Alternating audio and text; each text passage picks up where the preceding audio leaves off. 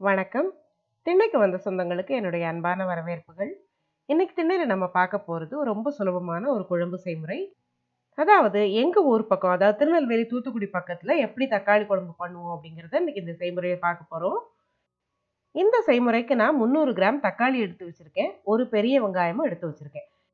இப்ப இந்த வெங்காயம் தக்காளியில பாதி வெங்காயத்தையும் தக்காளியையும் நம்ம முதல்ல நறுக்கி வச்சுக்கலாம்.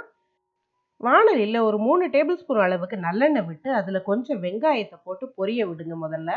அதுக்கப்புறம் அதுல வெந்தயம், கடுகு, பெருங்காயம் போட்டு தாளிச்சுக்கலாம். கடுகு வெடிக்க ஆரம்பிச்ச பிறகு அதுல நாம நறுக்கி வச்சிருக்கிற பாதி வெங்காயத்தை முதல்ல சேர்த்துக்குங்க. அது கூடவே கொஞ்சமா கருவேப்பிலையும் சேர்த்து இப்ப நம்ம நல்லா வதக்கிக்க போறோம்.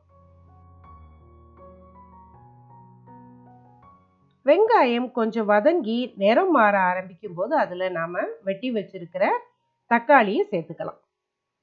தக்காளியை சேர்த்துட்டு கூடவே கொஞ்சம் உப்பும் சேர்த்துட்டு நாம ஒரு நிமிஷம் நல்லா வதக்கிக்க போறோம். உப்பு சேர்த்து ஒரு நிமிஷம் வதக்கி விட்டுட்டு நாம ஒரு 5 நிமிஷம் இந்த தக்காளியை மூடி வச்சு வேக விடலாம்.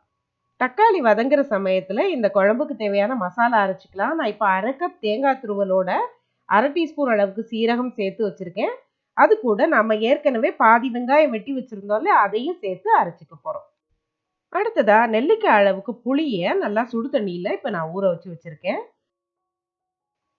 இப்ப தக்காளியும் நல்லா வெந்துருச்சு. நம்ம கரண்டியால கொஞ்சம் மசிச்சு விட்டுட்டு குழம்புக்கு தேவையான மசாலா பொடிகளை சேர்த்துடலாம். இப்ப நான் 1/4 டீஸ்பூன் அளவுக்கு மஞ்சள் தூள் சேர்க்கிறேன். 3/4 டீஸ்பூன் அளவுக்கு வத்தல் தூள் சேர்க்கிறேன். வத்தல் தூளோட அளவு நீங்க குறைச்சோ கூட்டியோ சேர்த்துக்கலாம். இப்ப நான் 3 டீஸ்பூன் அளவுக்கு மல்லித்தூளும் சேர்த்துட்டு இப்ப இந்த தக்காளியோட சேர்த்து இந்த மசாலாவை ஒரு 2 நிமிஷம் நல்லா வதக்கி விட்டுக்குவோம். இப்படி நம்ம வதக்கும் போதே ஓரளவுக்கு இந்த மசாலாவோட பச்சை வாசனை போயிடும். அதுக்கப்புறம் நாம கரைச்சி வச்சிருக்கிற புளியை இதுல சேர்த்துடலாம்.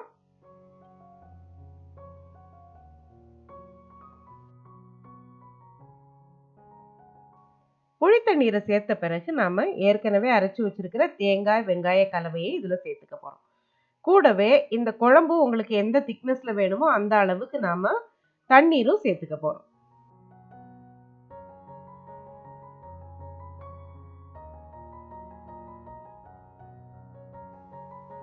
இப்ப தண்ணீர் சேர்த்துட்டு உப்பு சரி பார்த்துக்குங்க. தேவையான அளவுக்கு உப்பு போட்டுக்குங்க. இப்ப நம்ம அரைச்ச தேங்காய் வெங்காயம்லாம் சேர்த்துருக்கோம். அதனால அதோட பச்சை வாசனையெல்லாம் போற அளவுக்கு நாம மிதமான தீயில வச்சு ஒரு 5 நிமிஷம் கொதிக்க விட்டுட்டு கடைசியில 1 டீஸ்பூன் சாம்பார் பொடியை கொஞ்சமா தண்ணீர்ல கரைச்சு நாம இந்த குழம்போட சேர்த்துக்க போறோம். சேர்த்துட்டு ஒரு 2 நிமிஷம் நம்ம கொதிக்க விட்டா போதும். கூடவே இப்ப நான் கொஞ்சம் வெல்லம் சேர்த்துருக்கேன். குழம்பு இப்போ சரியான பக்குவத்துல இருக்கு. இதை விட கெட்டியா குழம்பு வேணும் அப்படின்னு நினைச்சீங்கன்னா இன்னும் கூட 2 நிமிஷம் நீங்க கொதிக்க விட்டு அடுப்பை ஆஃப் பண்ணிடலாம். இது ரொம்ப சுலபமா பண்ணக்கூடிய ஒரு குழம்பு வகை. இது கீரை கூட்டுகளோடையோ இல்ல முட்டை பொரியலோடையோ சாப்பிட்றதுக்கு ரொம்ப அருமையா இருக்கும். இந்த முறையில நீங்களும் தக்காளி குழம்பு செஞ்சு பாருங்க. இந்த செய்முறை உங்களுக்கு பிடிச்சிருந்தா சேனலுக்கு புதுசா வந்திருந்தீங்கன்னா மறக்காம சேனலை சப்ஸ்கிரைப் பண்ணிக்கோங்க. இன்னொரு சமையல் செய்முறையோட அடுத்த வீடியோல சந்திக்கலாம். நன்றி.